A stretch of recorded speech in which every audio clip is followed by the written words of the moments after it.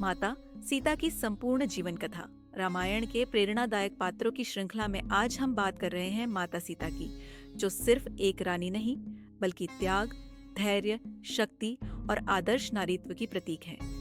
तो चलिए शुरू करते हैं माता सीता की पावन जीवन यात्रा। जन्म और बचपन। माता सीता का जन्म त्रेता युग में मिथिला नगरी में हुआ था। राजा जनक को एक दिन खेत जोतते समय हल से भूमि में एक कलश मिला, जिसमें एक सुंदर कन्या थी। राजा जनक ने उस कन्या को अपनी पुत्री के रूप में अपनाया।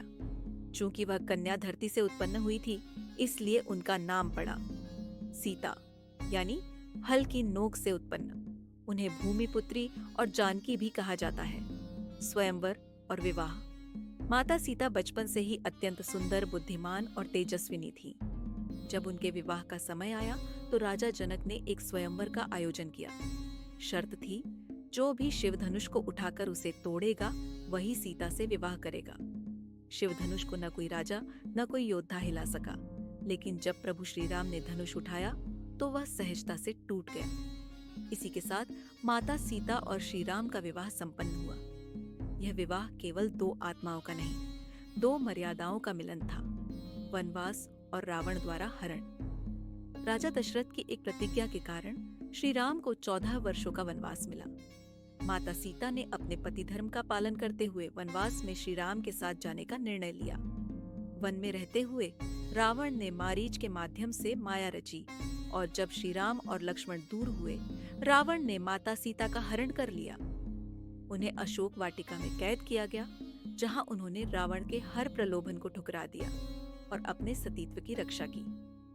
अग्नि परीक्षा और अयोध्या वापसी। श्री राम ने हनुमान और वानर सेना की सहायता से रावण का वध किया और माता सीता को मुक्त करवाया। लेकिन जब वे अयोध्या लौटे तो जनता के संदेह को शांत करने के लिए माता सीता ने अग्नि परीक्षा दी। अग्नि स्वयं प्रकट हुए और माता सीता की पवित्रता की पुष्टि की। ये केवल उनकी शुद्धता ही नहीं बल्कि संपूर्ण नारी जाति के सम्मान की रक्षा थी। त्याग और वाल्मीकि आश्रम।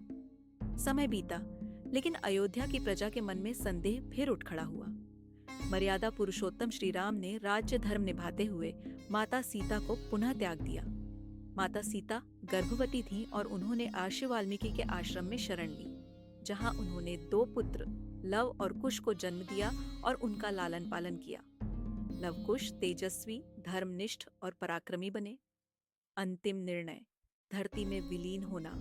जब लवकुश ने श्री राम से युद्ध कर सत्य उजागर किया, तब श्री राम ने माता सीता को वापस अयोध्या चलने के लिए कहा।